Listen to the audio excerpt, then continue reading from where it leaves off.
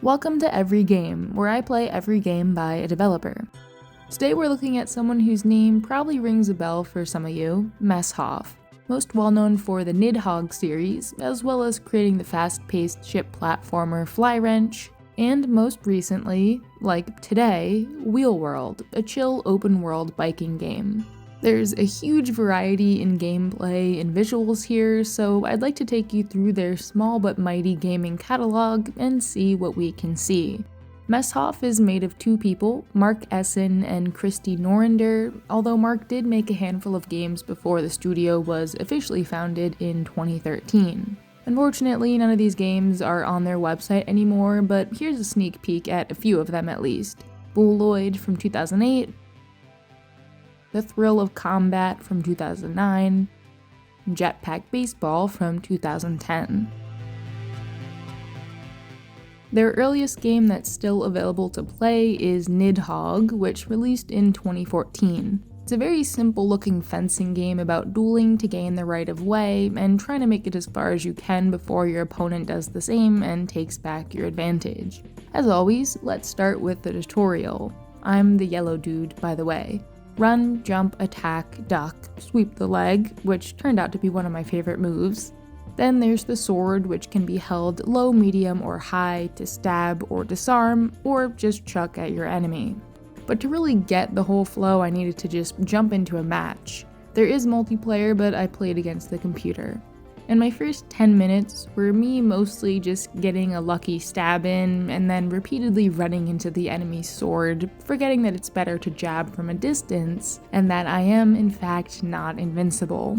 I tried some sneaky moves, some jumping attacks, this, and quickly learned it's best to keep the enemy on their toes. If I kept going low or kept throwing my sword, they would be prepared and counter it every time. And then something kinda just clicked and I won my first round, only to be devoured by the worm. The next arena was up in the sky with disappearing bridges and clouds that blocked your view of the enemy's exact positioning. Even though my digital foe was mostly standing still, if I'm being honest, Nidhogg really knows how to get your pulse pumping, and each tiny victory added to the stakes. Nailed it. This next round out in the wilderness was my longest by far. My opponent was getting smarter and quicker, and this grass completely blocked my view of them. Until I got to the castle. This was about a 10-minute match, full of me gaining a tiny bit of ground, then losing it, one step forward, one step back. You can tell by all the brightly colored blood on the ground that it was one tough match. I'm very curious now to see how the sequel tries to improve and expand upon this idea because it's pretty much perfect in my eyes.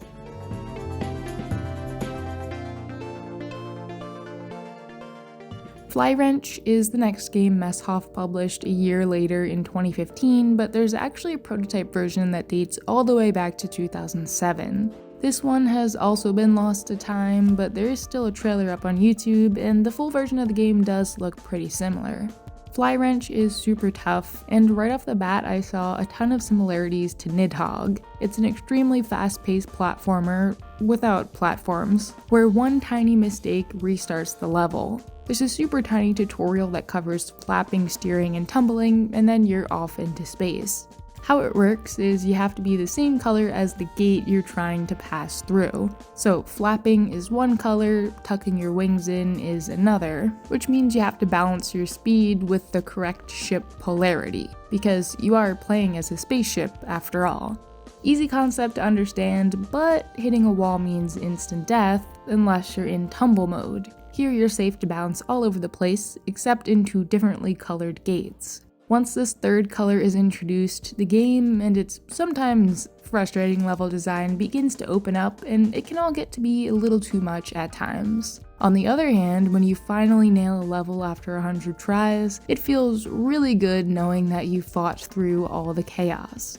Speaking of, this is Nidhogg 2. Looks a little different, I know. This time there's a funky character creator, but the gameplay is pretty much the same. I was able to jump right in and start stabbing away with no problem. Yes, the backgrounds are more detailed and the art style is completely different, however, something about it feels a little bit off. Maybe because there's so much more going on it feels clunkier. I just can't help but think that this is maybe an unnecessary sequel. Some reviews mention the inclusion of a bow. After 30 minutes it still never spawned with me, so that's weird.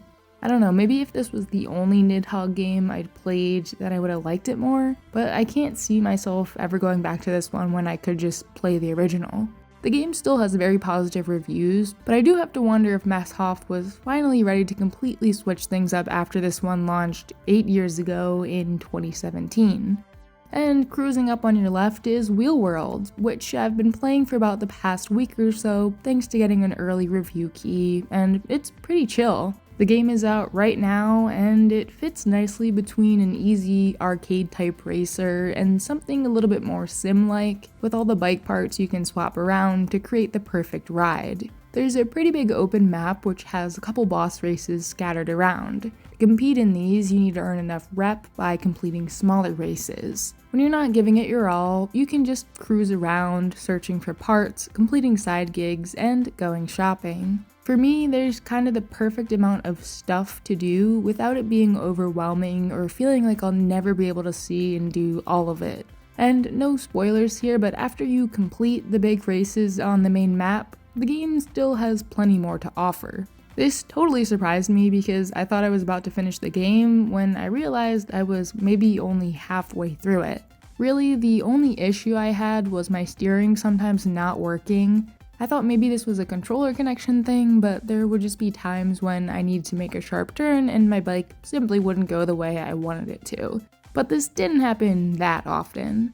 If you like racing and collecting things, and especially if you like bikes, Wheel World is a no-brainer. Unfortunately, the Steam Next Best demo isn't available to play anymore, but really this is one of those what you see is what you get games. For anyone wondering, no, you can't do tricks, but you can bunny hop and find lots of little shortcuts and ramps during races to keep things interesting. And there are a lot of weird bikes to ride around on. That was Messhof.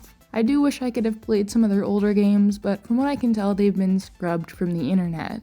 But that's alright because I'll definitely be following along with whatever projects they're a part of in the future, although based off these releases, your guess is as good as mine.